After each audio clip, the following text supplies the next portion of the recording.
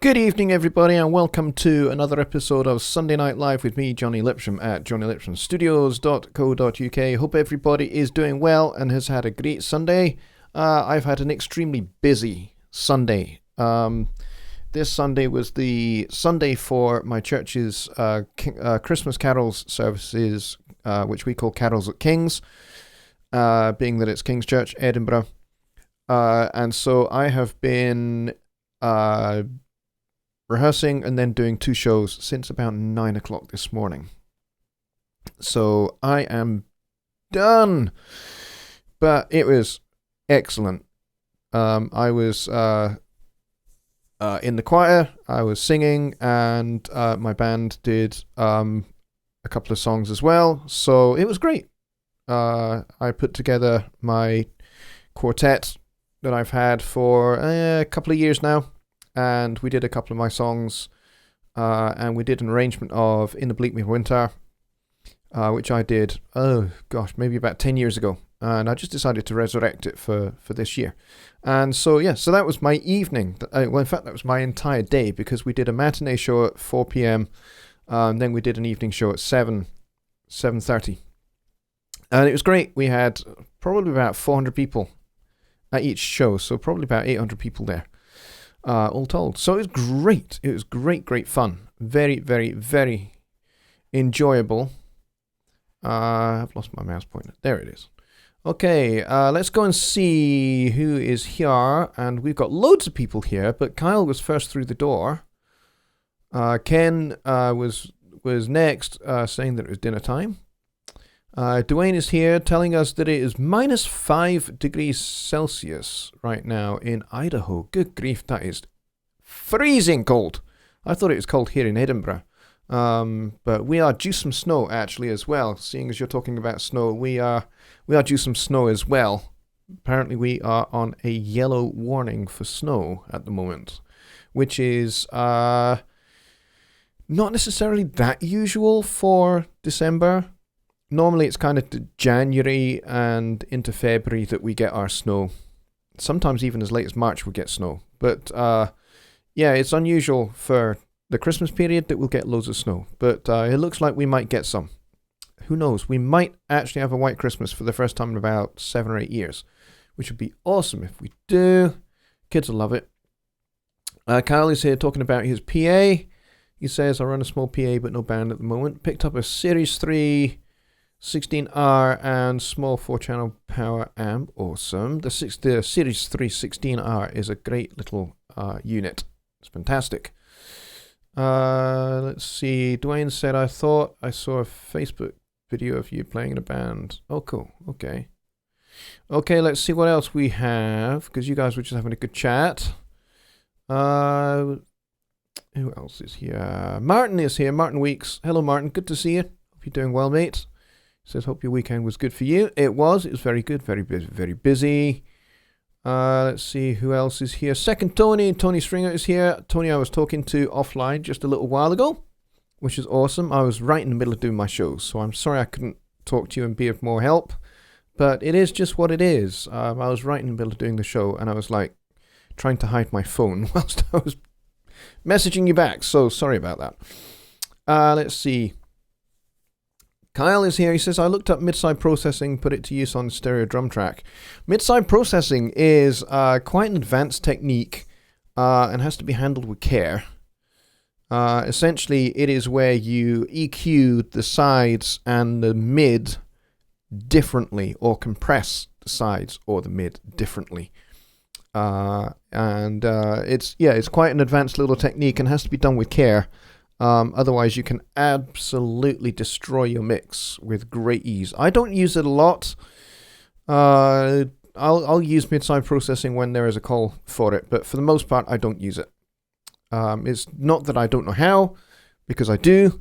It's just not a technique that is required for most of the music that I work with, but it is a useful little tool to have in your toolkit of techniques that you have for mixing, because it can solve quite a few problems, especially if you're wanting maybe to gain a little bit more width in your mix. You can either turn the volume at the sides up a little bit, or open up the top end of the sides whilst making the center maybe a little more dark than the sides. It's another good way to kind of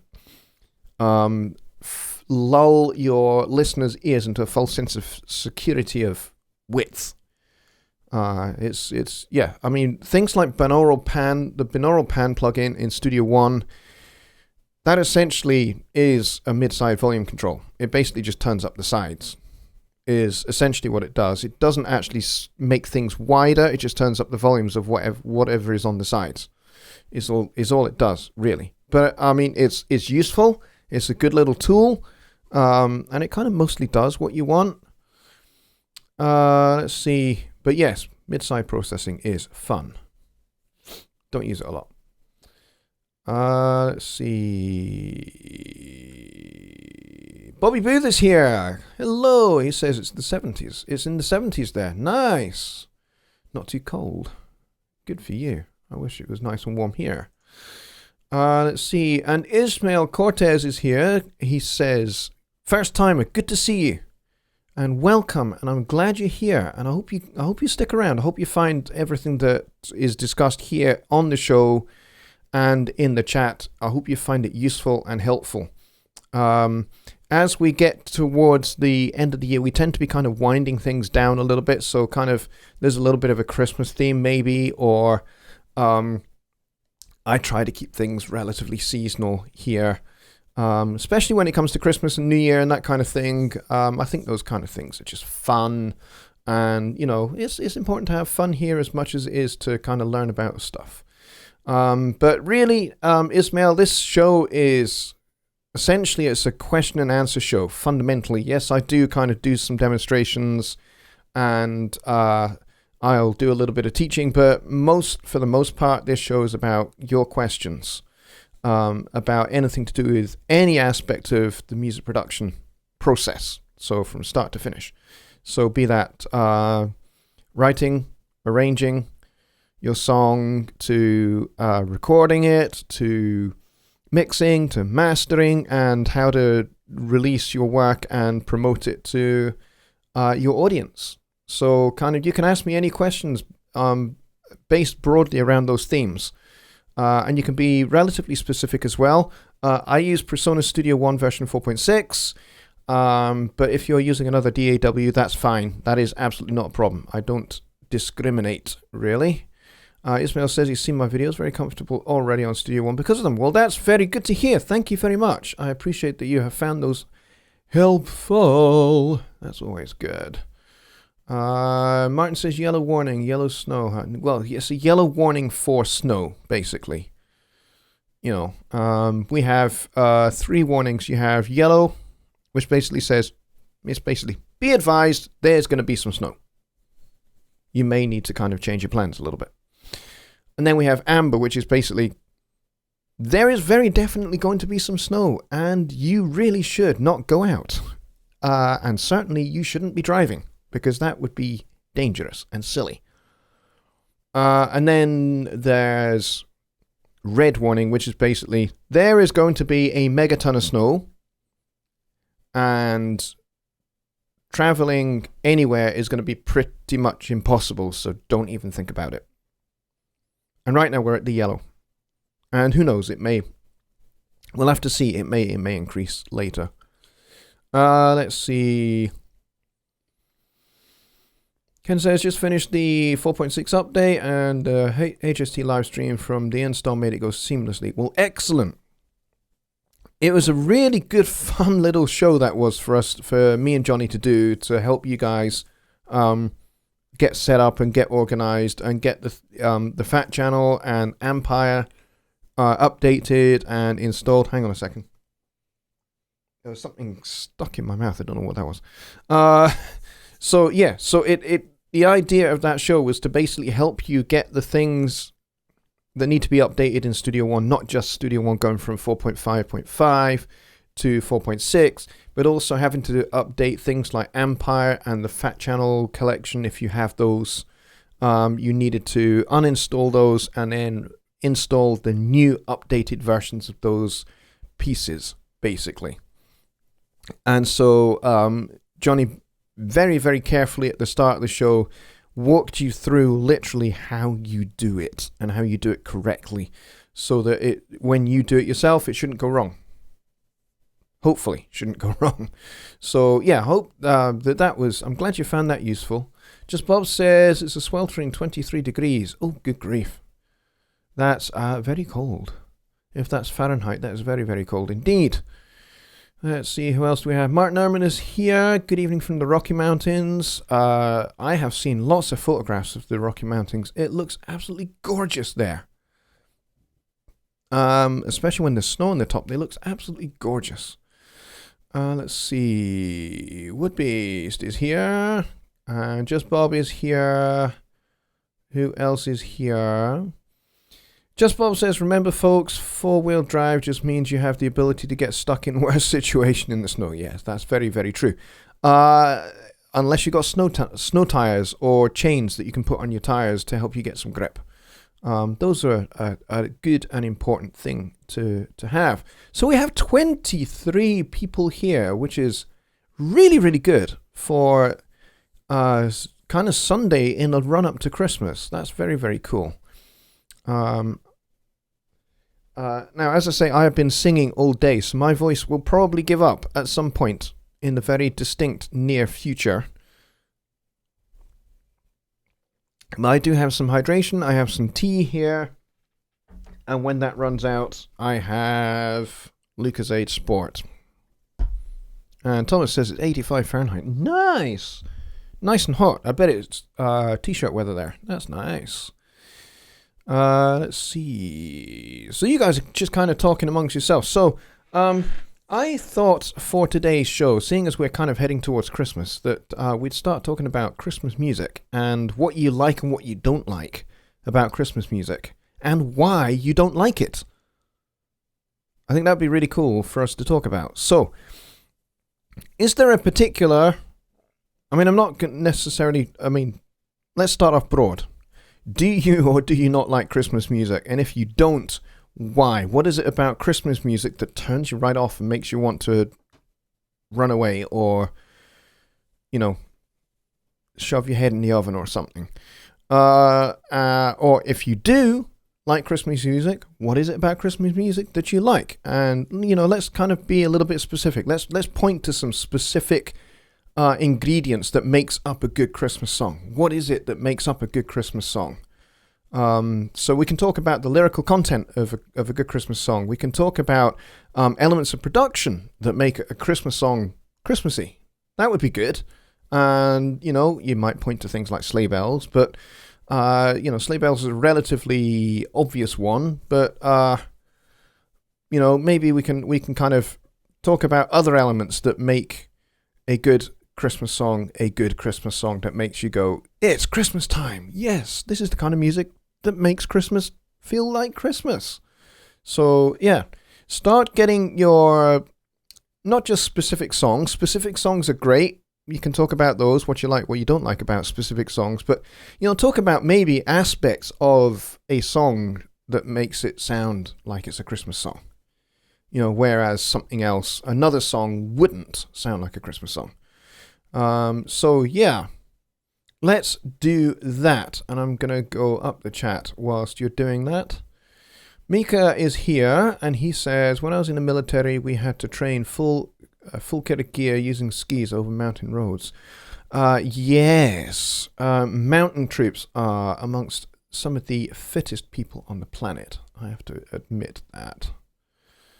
What's the weather for Pluto? Probably very, very windy, I would think. I think Pluto, from what I've read, Pluto is its atmospheric conditions, its weather patterns are very unstable, and it's prone to winds, extreme winds, like 500-600 mile an hour winds. Let's see. Just Bob says dislike reminds of the magic of youth and becomes a countdown to your demise. That is a very interesting perspective to have. I suppose, yes, I can see that. I think I can see that. Because, as Christmas reminds you that it's the end of yet another year, or we are heading towards the end of another year. And, I can kind of see from that perspective that you might think, hey, it's just another year to tick off, and then next year is going to be another step closer to, old age and decrepitude and pretending that you're deaf to make people shout at you, and then you chide them for shouting at you. That has probably got to be one of the most fun activities of old age that I'm probably looking forward to. Deer Creek says pentatonics. Yeah, I'm kind of with you there. Got to admit. Martin says, "Baby, Please Come Home for Christmas" by the Eagles or anyone else is one of my favorites. Okay, cool. Why would that be? What makes "Baby, Please Come Home for Christmas"? What makes that particularly something that makes you go, "It's Christmas"? What are the elements of that song that make you think of Christmas specifically? Now, obviously, there's going to be lyrical content that suggests it's Christmas, obviously, by the title, but, maybe talk about other aspects of the song, even if, Christmas is a dead giveaway in the title. Kind of what else? What other aspects of the song make you think this is a really, really good Christmas song? That would be cool to do that. Woodby says, Christmas music is great. Remember the Johnny G song? Yes. Good song that was. Carl says holiday music is fine. They just start playing it way too early. Yeah, I think I agree with you there. It's kind of like September time here in Scotland. I don't know what it's like elsewhere in the world where you guys are, but yeah, it tends to be kind of the middle, sort of towards the end of September. All of the shops have got Christmas stuff for sale, or they've already put their Christmas decorations up and they're starting to play Christmas music. I'm just like, come on! It's not even October! My birthday is in October. We haven't gone past that yet. When we go past my birthday and we're into November, okay, maybe I'll let you, I think stores have their, their Christmas peak selling period. I think they have it too soon. Now, obviously, there's a market for it because, people want to get their Christmas shopping out of the way, unless you're a guy. In which case, it's like December 22nd, December 23rd, and you're going, oh, crud, I have not done any Christmas shopping. What am I going to get my wife? What am I going to get my wife? What am I going to get my kids? What? I don't know. And then you go into the shop and you just stand in an aisle going, I don't know. That's what I do anyway. I don't know about you guys, but that's what I do. I mean, some people, they have a list and they check it twice. Not necessarily to see if your family have been naughty or nice, but to go, okay, this is what I need to get. And they target shop and, they don't go to Target to shop, but they have a specific target. They know where everything is in each aisle that they need to go and get. So they go to that aisle, to that aisle, to that aisle. They go to that aisle, they go to that place. And, Christmas shopping for them takes about 35 minutes, 40 minutes, and they get everything that they need, and they're done. Whereas some people, they like to make it a bit more of an experience. And I don't know, maybe having that Christmas music early in September helps you buy Christmas stuff. Maybe there's some kind of psychology about that. Ismail says, I like Christmas music, but I don't like remakes of classic Christmas songs. They butcher them. Far too often, you are correct. Far too often they do that. I agree. Tonight we've just done, at my church, we've just done a bunch of fresh, new arrangements of Christmas carols. I try and do new arrangements every year. Unless they really do well, unless people really engage with them and they really like them, then maybe we'll do the same, at least one or two of the same arrangements the following year. But this year it was a complete brand new set of arrangements that I'd done. And I try to make them sound fresh and new and contemporary without destroying the original intent and the original heart of the song. Deer Creek had a question further up, which I'm going to try and catch before I miss it. He says, I had an unanswered question in the Facebook forums. Maybe you can help. An input monitor button question. About the most efficient way to use it when monitoring and then wanting to hear playback. Okay, yeah, we can do that. We can most certainly do that. Let's see if I can sort this for you. Let's go over here. Now this song I've got pulled up here. I literally just released. But if you have, if you've gone to my website and you've gone to my store and you have purchased the Riff to Release course, then this song that's here will be familiar to you. Because this is it. This is the song that I used to do that whole series, that whole product. So if you haven't got it and songwriting is your thing, go get it. Go get it. It's a great course. It's a beginner course, so if you've been songwriting for a while, then it may not be for you, but maybe my approach to songwriting may help you learn a different way of doing things. I don't know, but certainly worth a shot. It's not an incredibly expensive course, and well worth getting, my opinion. Yes, I did make it myself, so yeah, maybe my opinion doesn't count for much, but so monitoring and playback. Now, here's the way I tend to use it. If I just turn the console off, so we're looking just at the arranger view and the tracks here. When I'm recording, if I was to add a new track, for example, to this, let's just call it Vox for now. Oh, I didn't mean to do two. Let's just get rid of one. There we go. So let's say I've got this track here and I want to monitor what I'm doing. Now, here's the thing. The way I have my audio set up is that I have two interfaces. One which is used for screen capture, and my main one is the Studio 1824. But I also have that device in Windows set up as my default audio card, because my computer does not have a built-in sound card. That was removed when the computer was built. So my Presonus Studio 1824 is my default audio card. So here's the thing. When I hit the record button here, and I've got the monitor button engaged, I don't need that because I can hear it in my headphones now.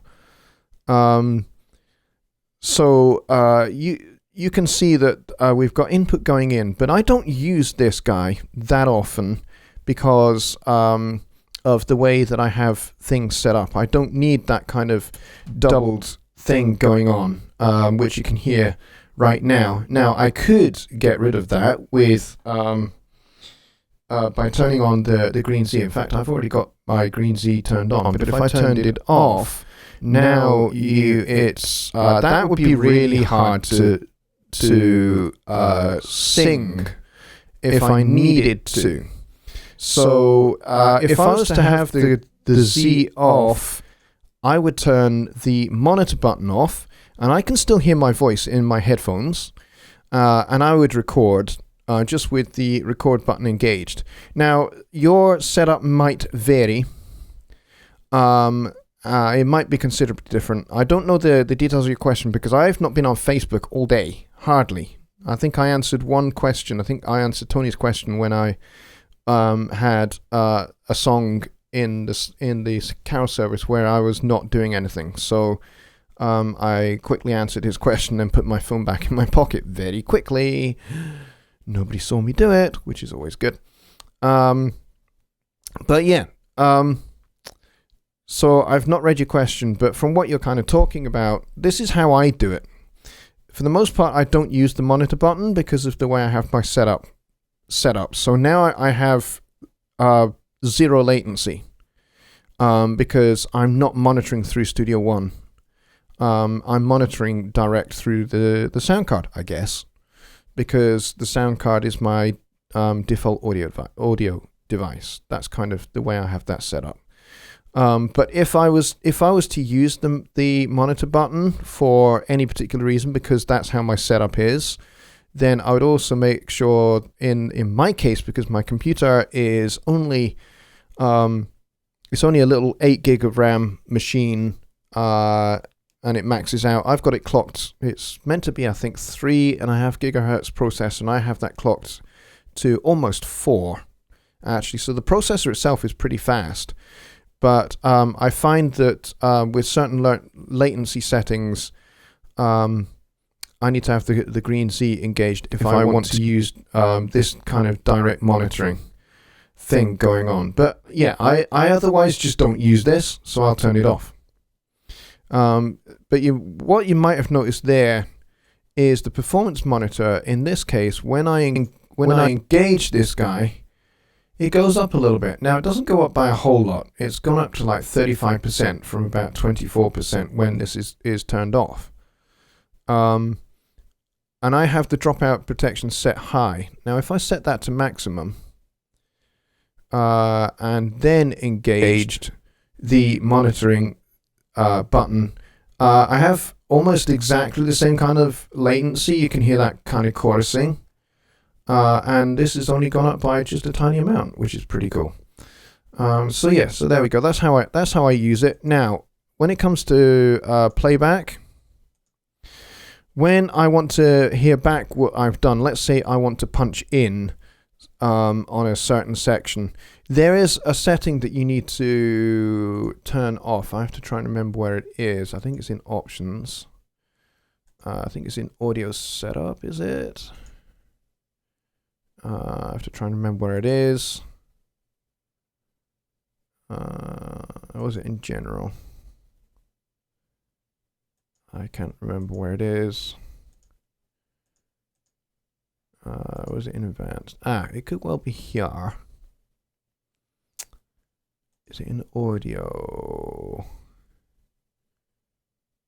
I can't remember where it is, but there is a button, there's a box that you need to check for, which is to do with, oh man, my brain is going. It's to do with tape style monitoring. And I think if you have that unchecked when you are recording and you want to punch in and you want to be able to hear what comes before it and kind of what comes after it, I think if you have that box unchecked, you are able to hear that. I can't find the button just now, but there it is. Audio track monitoring mutes playback tape style. So if you have this checked, when you are monitoring, it mutes the playback and you don't get to hear it. But if you have this unchecked, you will get to hear it. And I have here audio track monitoring follows record and instrument track monitoring follows record. So I have these kind of checked automatically. Now in my case, I don't necessarily need that because I don't necessarily need the monitor button because of the way my sound card is set up. But yeah. So audio track monitoring mutes playback. If you have this checked, then when you want to punch in, you're not going to hear anything. But if you have this unchecked, you should be able to. So Deer Creek, I don't know if that helps, but hopefully it does. I sincerely hope. So let's go back over here. And we'll go back. And I'll see if I can find any... You're looking for the wrench monitor tape style. Yes, that's what I was looking for. Mike Neighbours here. He says, sorry it's late, working on the guitar part. Well, that's always a good thing. That's an absolutely fine excuse. Okay, Deer Creek says, my question is trying to eliminate the setup of turning the input monitoring on off when recording / listening to effects bin and then hearing playback with the same effects. Okay, I'll have to have a little experiment with that, Deer Creek, and get back to you. I'll maybe drop you a message tomorrow at some point during the day about that. Because I'm not 100% convinced that you can do that unless you create some kind of macro or something for it. Now, you don't have to, you don't have to have the monitor button come on every time you select a channel to record it. You can have it so that the monitor button doesn't light up every time you select a channel to record. And you can do that from that menu that I just showed you at the end.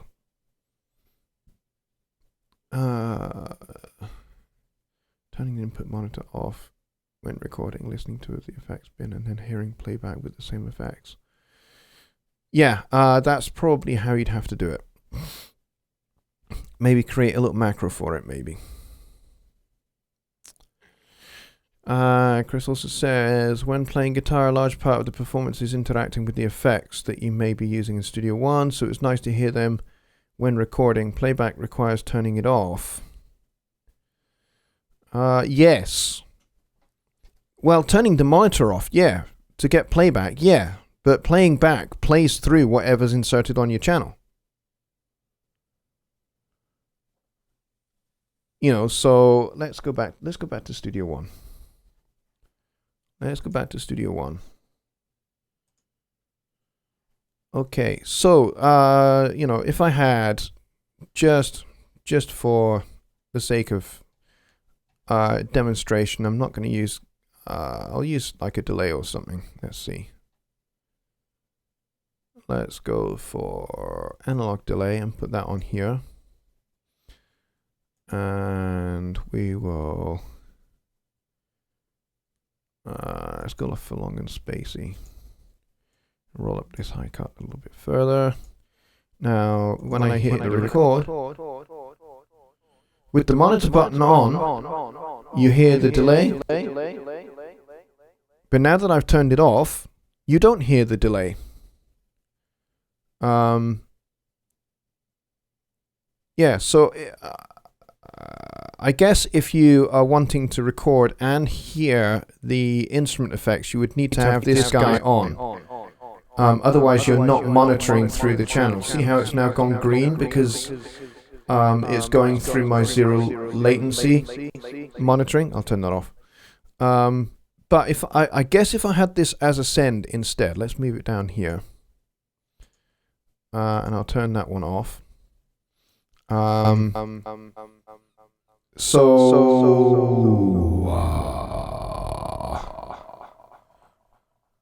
this time it's blue rather than green. But if I turn that off now I am not hearing with the effect. But when I play the track back after I've recorded on it, so let's go to the console. Let's mute. Let's mute that one, that one, that one, that one.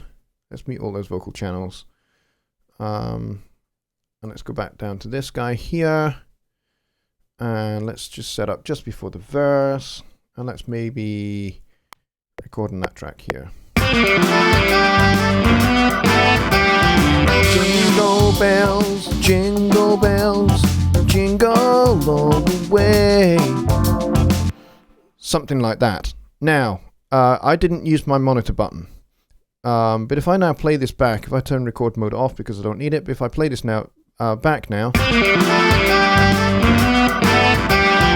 Jingle bells, jingle bells, jingle all the way. Now, had I recorded that with monitoring on, so I've now got the monitor on, and I'm going to record with that.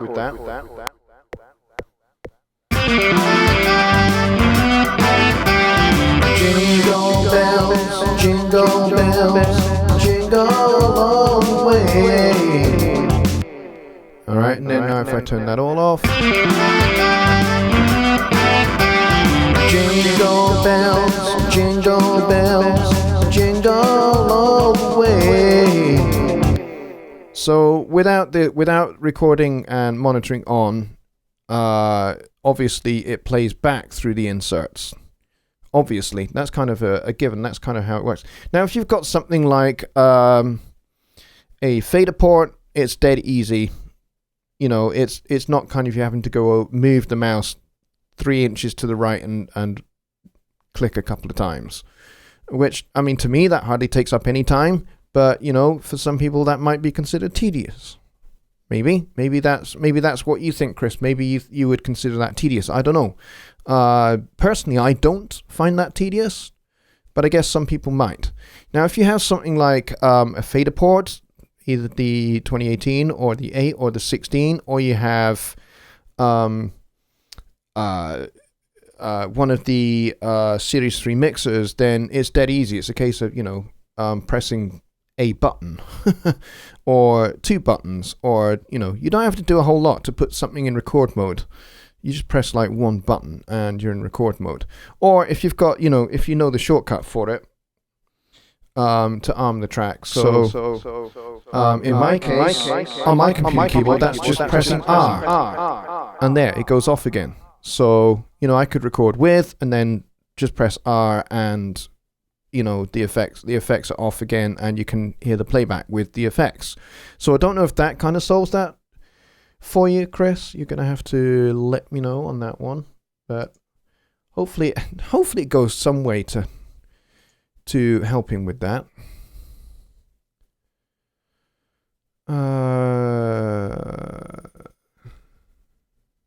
Let's see. The workaround that he uses is to use 2 identical tracks, one for monitoring and one for recording. Yeah, I don't think you need to do that. I certainly haven't ever done that in Studio One.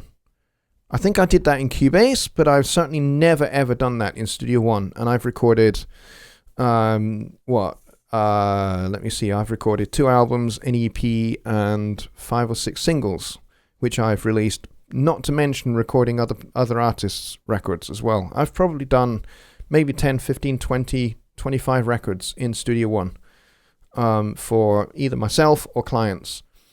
And I don't think I've ever had to do that thing that you're talking about where you have 2 identical tracks. I really don't think you need to do that. Let's see. Mika says Studio One needs an EQ matching analyzer. Logic's latest features it. Drag an audio file to be matched into the EQ, and then your subject audio Logic will match them so they sound the same. Ah, okay. Yeah, I can see how that might be useful. Deer Creek says, lots of times doing a difficult part, so may require many tries, so I'm constantly turning the button on and off to hear the last take and decide if it's a keeper. Yeah, just press the R button, to be honest, on your keyboard, so you're not having to, you know, move the mouse and click the button twice to turn off the monitoring. Just press the R the R button, and, you know, use takes to layers or something like that. That's kind of what I do. Yeah, that's what I do. So I hope that helps. Just press the R key, and that arms the track or disarms the track, and which turns off the record and monitor. So you're only pressing 1 key. So you're pressing 1 to stop, and then you press R to turn off, and then you press playback. It's literally 3 buttons. So I don't think that will... I think that will help speed that up for you, maybe, Chris. I hope. Sean Aaron is here. He says, can you show me an example of how to use sidechain compression on delays? I'm trying the Studio One after your free compression course, and I can't quite get it. Yes, we can certainly do that. Except I think I'll do this using a... rather than a delay, I think I'll do this using a reverb. Maybe. Let's see. Let us see. Hang on. Let me get you onto the screen so you can see what I'm doing. So let's get console on. Okay, so what have I got here? Where's my lead vocals? Now, on this lead vocal track here, if I was to set this up on here, and if I was to take off these mutes, and if I was to solo up this guy here, and just play the vocal. Everything's against me, my back against the wall. Now, you can hear the delay there. But you can hear the repeats are actually getting a little bit in the way of the vocal. Everything's against me, my back against the wall. And let's say we didn't want that. So here's what you can do. You can go and grab the compressor, and we can put the compressor after the delay, and then you go and you hit this sidechain button here, and I'm going to say lead vocal bus. So I'm going to check that button there, and then I'll just dial in some settings. So it depends how much I want it ducked out of the way, really, to be honest. And maybe I'll have it ducked quite aggressively out the way. So let's try that. Everything's against me, my back against the wall. Now, do you notice how when the vocal stops singing, the repeats of the delay, they come up because they have been ducked out the way by the compressor. Everything's against me, my back against the wall. So if I was to turn that off and listen again. Everything's against me, my back against the wall. Okay, if I exaggerate the amount of delay we've got going on here. Everything's against me, my back against the wall. So that's going to get confused pretty easily. So let's put the compressor back on. Everything's against me, my back against the wall.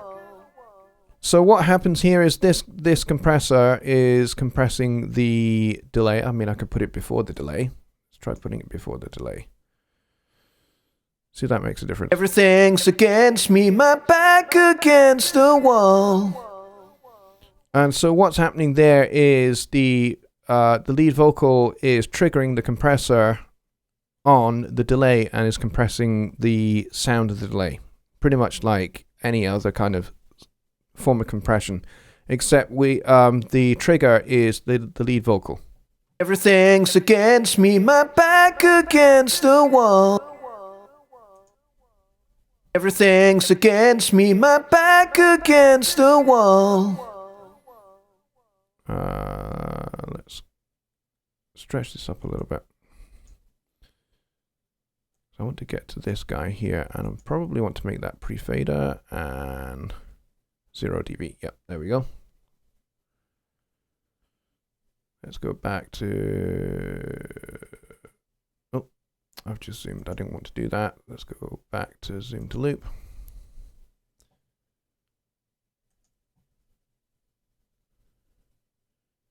When everything's against me, my back against the wall. Okay, let's engage the compressor again. When everything's against me, my back against the wall. So it just tidies up the amount of delay that's present when the vocal is actually performing, when the vocal is actually audio is coming through that vocal channel. It just ducks the delay out of the way so that it doesn't get in the way. So when we put that back in context, like this. Jingle bells. Hang on, that's my jingle bells is still there. Oops. My jingle bells is still there. Let's mute that guy. Let's try that again. Everything's against me, my back against the wall. Holding all the worst cards, I feel 2 feet tall. So that just gets the delay a little bit out of the way. Basically, that's all that does. And with the side chaining capabilities that were added to Studio One 4.5, what they call reverse side chain, it just makes it just dead easy to do. So I hope that helps. And let's go and see what you guys are talking about. Oh, the chat just jumped massively. Mike says, or you could just buy a Studio 192 with 0 latency. Well, you know what? The 1824 has 0 latency monitoring.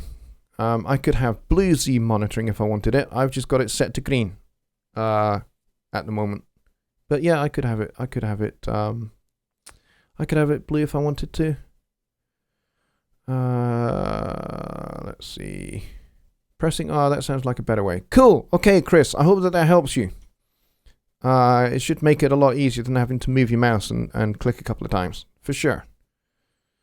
Let's see. The school bus incident. The guy tore a mirror off. The guy who rear-ended her. Hopefully the rule of 3 applies. Okay, cool. Sean Aaron says, thank you. Cool. Kyle says, I created a Q mix out and a submix out the same outputs on the 6.8. I can use the Q or bus or both to go to the headphone amp. Okay. I think that's probably true. I don't know. I don't have that device, so I couldn't really tell you. I don't have that device.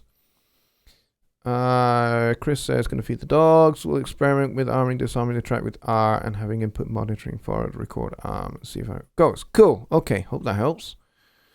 Mika says, I use my Antelope Thunderbolt connection. You can load your plugins in the interface for zero latency direct monitoring or monitor your door through Thunderbolt for near zero latency.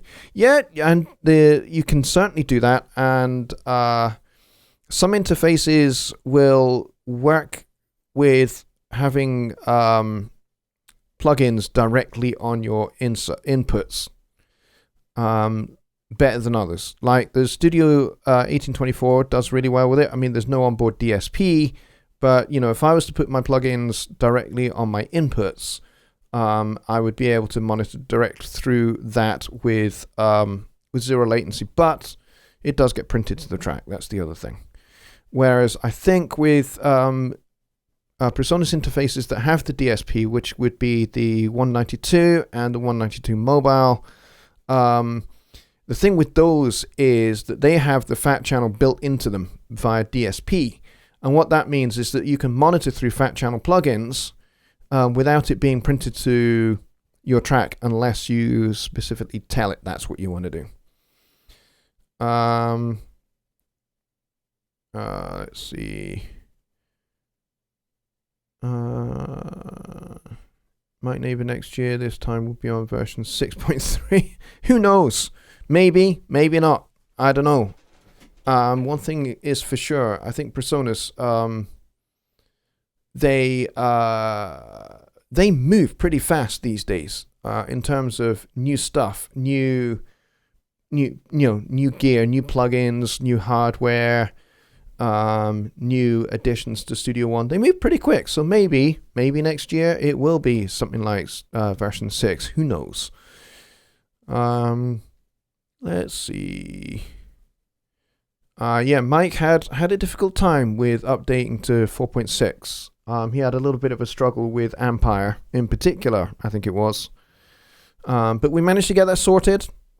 And I think he is up and running now, which is cool. So we still have 23 people in here, but we only have 12 likes. So that it's kind of a 50-50 ratio to people here and likes. So please do click your like if you like what you're seeing and if you're finding any of this really helpful. I would find that helpful. I would appreciate that if you could do that.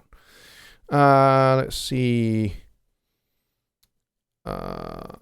Kyle says, I guess I could use the 16R as an interface. Maybe, I don't know. I don't have that device. I've got the Studio Live Series 3 16-channel mixer. I have the actual mixer with the faders rather than the rack-mounted one. I don't actually currently use this as an interface unless I'm recording a lot of inputs, more than what I have on the 1824. The 1824 gives me 8 ins, unless I expand via optical or, something like that to another device, which I can daisy chain to it. Then I can expand digitally, but in terms of actual analog, I only have 8 inputs. But the 16 Studio Live 16 has 16 inputs and can be expanded to 32. And I only really use this guy, the mixer, as an interface if I'm recording lots of people or I'm recording a full band and drum set and everything else, and I need all my 16 inputs. That's when I use this guy as an interface, but otherwise I don't. Martin says, JG did a video on the pedal boards and was only playing back pedal board, not the amps. How did he do that? Well, pedal boards, there is a separate plugin called pedal board. And then there is Ampire. Ampire has some stomp boxes at the bottom of it, like it has always had. It has always had stomp boxes at the bottom of it. And Ampire has just had a bit of a rewrite. There are new stomp boxes in there, but you can just use just the pedal board. So I could just use the pedal board on my voice right now if I really wanted to in Studio One. That could be fun, I suppose. Why not? Let's do it just for a giggle. Let's do it just for a giggle. Let's solo up that, and I'll get rid of the analog delay, and I'll put you guys on screen. There we go. Let's go over here. Let's go down and find the pedal board. There it is, and we'll put it in on Vox 1. And I could go crazy, and I could go, I don't know, something like that.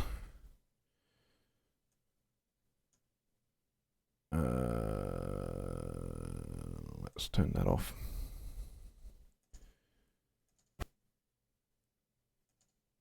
And, whoa. Sorry about that. I don't know what that incredibly loud sound was.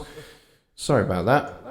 But yeah, so I'm now using the pedal board for my voice. So we've got the reverb, stomp box, and we've also got the delay as well. I could just turn up the feedback and the mix. It could be quite fun. And then we've got this this chorus channel here as well, which makes my voice sound really weird. But yeah, and there's a whole bunch of different things you can do with that. Let's see, let's find another one. How about that one? All right. Okay, that's just a really fast delay. But yeah, so you can use this. You can use the pedal board on any audio source without having to go through the amp and cabinets of Ampire. Basically, that's all this guy is. It really is as simple as that. So, you know, if I want to put this on here and have my voice really distorted, I can do. There you go. So yeah, I'm not. You know, I could use this for my bass. I could use this for my guitar. I could use this for my sax or my trumpet or anything like that. My flugelhorn. Or my clarinet even. I could run my clarinet through this distortion. That could be quite entertaining. But yeah, so this is all this is really. It's basically the stomp box section of Ampire separated from Ampire so that you can use this in for other scenarios other than just guitars. Or, you know, if you're using a specific guitar amp and cabinet that your guitarist has brought in and you're wanting to record that and run that signal through pedal board and use the you know, these fantastic pedals here, then you can do. You can just use the you know, the mic on the amp and then run that direct into your interface and then, you know, run that through these pedals. It's not how guitar players tend to work, but you know, you could do that after the fact. I don't see why not. So yeah, you can certainly use this on any source you like, and that's just definitely true. So I hope that helps, Martin. Let's see. So yeah, that's essentially all it is. The pedal board is basically the bottom half of Ampire separated from the main Ampire, and it's really good fun to do. Let's see. Pedal board needs a gate. Yes, I think it probably does as well. And you guys are talking about latency. Above 8 milliseconds starts to throw me off. Yeah, anything around about 8 to 10 would throw me off as well. So definitely a good idea to have, you know, good low latency if you can get it. Now, as I say, using the Bluesy and using the hardware latency rather than the software latency, which is the green Z. Using the blue Z, I'm using the Studio 1824's latency rather than going through the low latency monitoring path for Studio One. And that gives me literally zero latency. Not just like 1 millisecond, it gives me literally zero. So yeah, if I'm recording a guitar or a guitar solo, I use Bluesy for that kind of thing because I don't want any latency at all if I can avoid it. Let's see. Chris says the pedal board is basic, so I'd use a gate that might suit it better. That said, you couldn't easily insert it in the middle of the chain. Okay. Don't see how you couldn't, but okay. Mika says, better to use pedal board as a send effects, for instances where you need to mix dry wet like a vocal. Yeah, I would definitely do it that way if I was doing something like a trumpet through the pedal board, rather than doing as an insert. I agree with that. Chris says, Martin Weeks, it was one of the upgrades for Studio One 4.6, not 4.5. And the pedal board comes with Studio One 4.6, not 4.5. Just Bo says, Mike, why don't you just set PreSonus gate first before the pedals? Yeah, you can certainly do that. Use the Studio One gate and you can do it that way. Or you can use a hardware gate if you want to, if you've got one, or a gate pedal, I don't know, something like that might do the job. Deer Creek says, a gate after a high gain amp setting might be a good place too. If your input is noisy, single coil pickups, then a gate at the beginning works too. Yes, I agree with that totally. Mike says, the PreSonus gate can't handle the dual rectifier amp. I have to admit, I don't think that's been my experience, but I guess everybody's mileage is going to vary because we've all got different systems. My machine is an i5, quad core, nearly 4 gigahertz of processing, 8 gigs of RAM, and it's Windows 7. So maybe it's a Windows 7, Windows 10 thing, or Windows versus Mac OS. I don't know. Maybe it is. So there you go. I hope that helps. Martin says, would using a gate or expander for side chaining delay work better than a compressor? You could certainly use a gate. Or you could use an expander, but because of what I want to do with side chaining the delay, I want to use a compressor because I don't necessarily want it always to be aggressive. But the thing with the gate is either open or shut. An expander is a little bit more smooth, so maybe that could be an option. But with a compressor, I can control exactly how much it ducks, rather than just completely shutting the delay off and then opening it, which could sound unnatural. And I don't want that. I'm all about making things sound as natural as I can get them to sound. So that would be my justification for using a compressor over a gate or an expander. But certainly try any of those options and you might find that they work better for you. Mike says, Chris, I just tried to insert the gate into the pedal board. You can't. The gate needs to go on the channel insert. Okay. I think that's kind of what he was saying, but maybe I misread. Anyway, we are past 7 p.m. Central Time, which is 1 a.m. UK time, and I am absolutely dead, guys, because I've had a very, very, very busy day. But thank you very much, everybody, for coming out to the show, and we've had some really good questions. Not quite so many questions on the whole Christmas front, but that's okay. You guys had some other questions which were just as valuable, just as useful, and they got me thinking. Certainly, Chris's questions have got me thinking a little bit more, and I'm going to do a little bit more experimentation and exploring that idea But yeah, there were some great questions there, guys.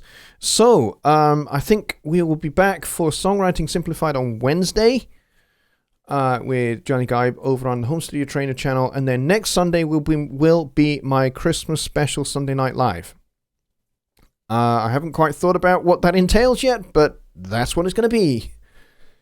Christmas special show. So it will be festive in Origin and festive in Outlook, that kind of thing. I'll dress, above here and down the sides a bit with something festive looking, maybe some baubles or something like that.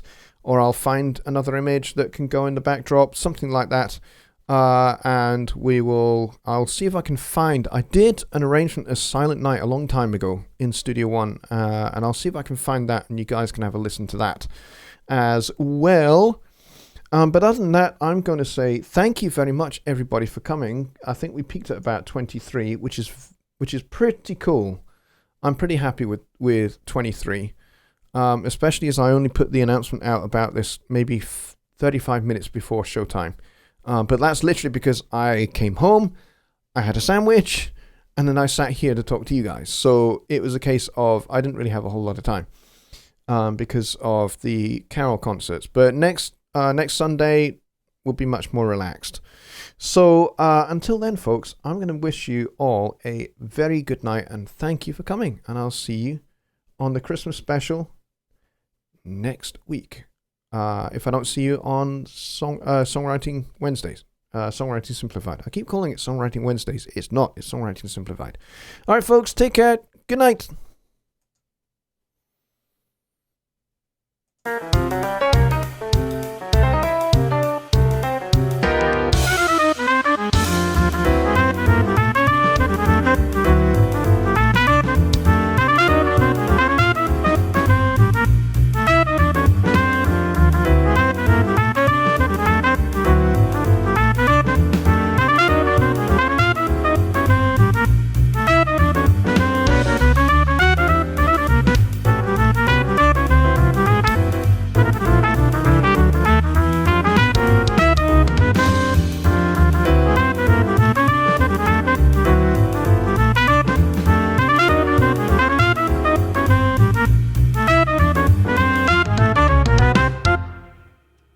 Good night. See you next week.